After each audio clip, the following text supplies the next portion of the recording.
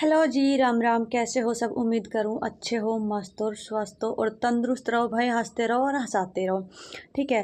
तो आज मेरे पास कई दिन से ना एक सूट था जो कटा हुआ रखा था।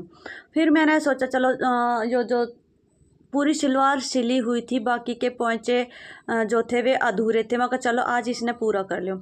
लेकिन जब मैंने ये चीज़ उठा कर देखी सलवार, तो वो पूरी सलवार मतलब ऐसे सलवट तक भरी हुई थी कि उसमें मतलब जब तक प्रेस ना हो जाए ना, वो बिल्कुल भी सिलने के लायक नहीं थी फ़िलहाल, ठीक है। तो फिर देखा कि हाँ चल सूट में प्रेस है, तो सूट मैंने उठा लिया और मैं सूट की फ़िलहाल अब मैं सूट की सिलाई कर रही हूँ। तो जो आप तय में सब तय मेन इंपॉर्टेंट चीज़ जो सिलाई के अंदर होती है ना, वो मैं आपसे आज वे 2 टिप्स ऐसी है जो मैं आपको बताने वाली है, उससे ध्यान से सुनना। और ये आपके लिए ना बहुत ज़्यादा ज़रूरी है जो घर में सिलाई करती हैं। बुटीक वालों को ये सब चीज़ पहले से ही पता होता है। ये छोटे छोटे टिप्स ऐसे हैं जो बुटीक वाले अपने उसमें रेगुलर यूज करते हैं। उसके बाद ही उनकी जो सिलाई होती है इतनी महंगी होती है, इतनी अच्छी होती है, उतनी मतलब परफेक्ट होती है उनकी सिलाई। और जो हम घर पे सिलाई करते हैं और एक बुटीक वाला जो सिलाई करता है, उसके अंदर फ़र्क यही होता है। क्योंकि सिलाई तो देखो वो भी करता है, सिलाई हम भी करते हैं, टाइम वो भी देता है, टाइम हम भी देते हैं।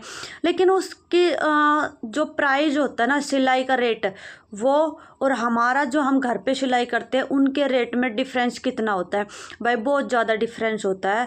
लेकिन उनके मेहनत भी कहीं ना कहीं भाई, मेहनत देखो हम लोगों की भी होती है जो घर पे सिलाई करती है, और उनकी भी भाई बहुत अच्छी। लेकिन उनके जो छोटे छोटे ट्रिक्स और टिप्स होते हैं ना, वे फॉलो नहीं करते। हम लोगों को क्या होता है कि भाई जो सीलना है फटाफट सीला रखा, तुरपाई करी, बाद में प्रेस कर दी लास्ट में और दे दिया, ठीक है। लेकिन नहीं, जो बुटीक वाले होते हैं ना, उनके जो छोटे छोटे टिप्स है जो मैंने देखा है, फॉलो करे हैं मैंने अपने उसमें, जब मैं सिलती हूँ तो मैंने वे टिप्स फॉलो करे हैं। तो वो आज 2-3 टिप्स ऐसे जो मैं आपको बताऊंगी और आपकी सिलाई इतनी अच्छी हो जाएगी। जिसके हाथ में बिल्कुल भी सफाई नहीं है ना, वो भी इतने अच्छे से सिलाई करने लगेगी कि हाँ, दिन में एक सूट निकालना मुश्किल होता है ना जिसके लिए, उसके लिए इतना आसान हो जाएगा कि दिन में 2 सूट या 3 सूट निकाल सके, ठीक है। तो ज़रूर ध्यान से सुनना। सबसे जो मेन इम्पोर्टेंट जो है ना, वो है प्रेस। पहला जो पॉइंट है वो है प्रेस। प्रेस हमारे लिए इतनी ज़्यादा ज़रूरी है, बुटीक वालों के लिए बहुत ज़्यादा ज़रूरी। और जो हम घर में अपनी सिलाई करती हैं, वो प्रेस को इतनी ज़्यादा इम्पोर्टेंस ना देती, लास्ट में बिल्कुल करती है। लास्ट में जब किसी को सूट देना होता है रेडी करके, तो प्रेस करके जब वो रेडी करके दे देती हैं, लेकिन उससे पहले प्रेस का यूज बहुत कम करती है। लेकिन बुटीक वाले इस चीज़ को सबसे पहले यूज करते हैं। जब भी वे सबसे पहले सूट की कटिंग होती है, तो कटिंग भी वो प्रेस करके ही करते हैं, ठीक है। जब पूरे को प्रेस कर लेते हैं, जमा देते हैं अच्छे से, फिर उसके बाद वे कटिंग करते हैं। हम लोग क्या है कि सूट आया, बिछाया पूरा अच्छी तरह से और कटिंग कर दिया, सील दिया, फिर लास्ट में प्रेस नहीं।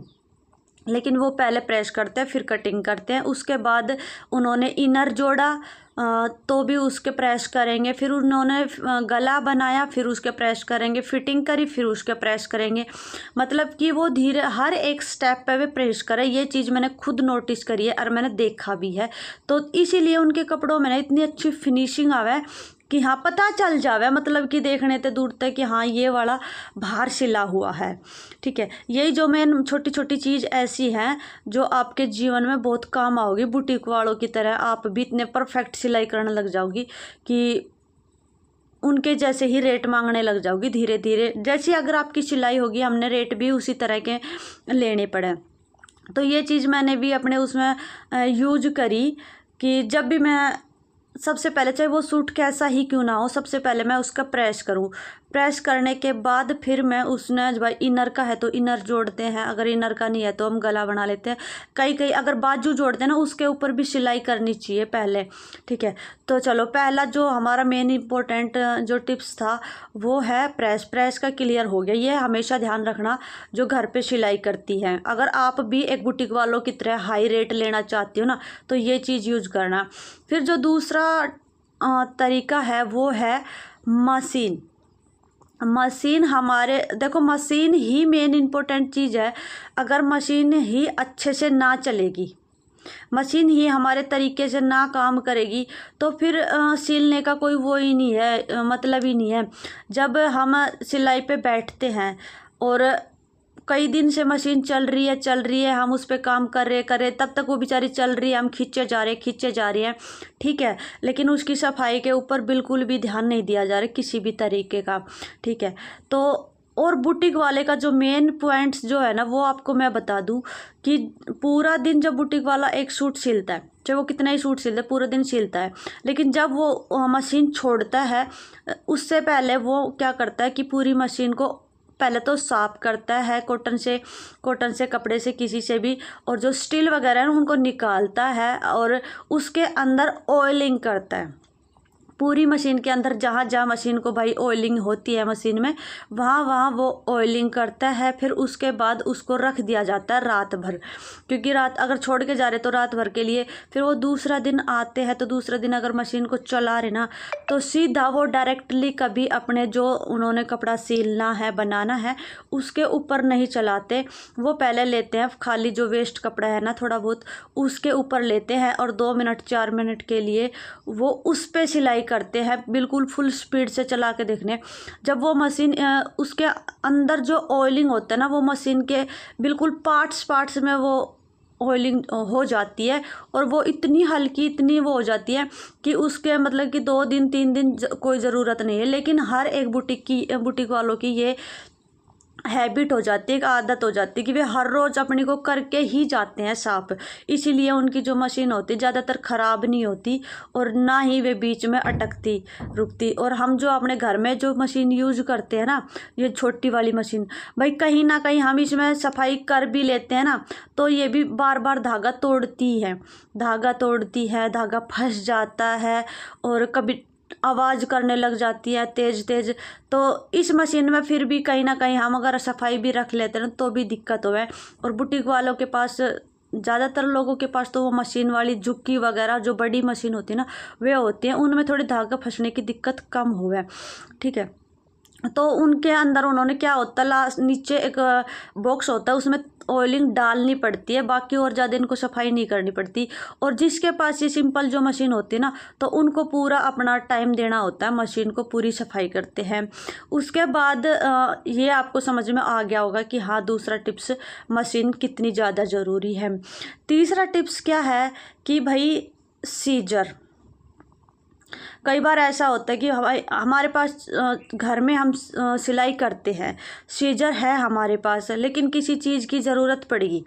आज हमें बच्चों का, ज़्यादातर बच्चों का ही वो है, कई कागज़ काटना है, कई पन्नी काटनी है, कई बाल काटने हैं।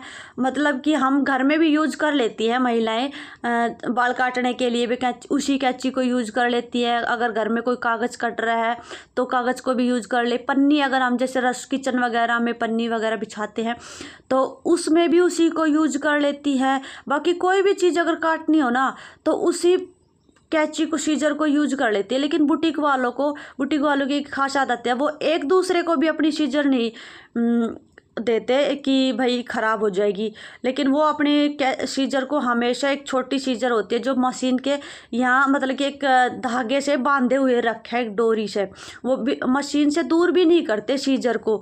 ये टिप्स मैंने बहुत अच्छे से देखा है और नोटिस किया है।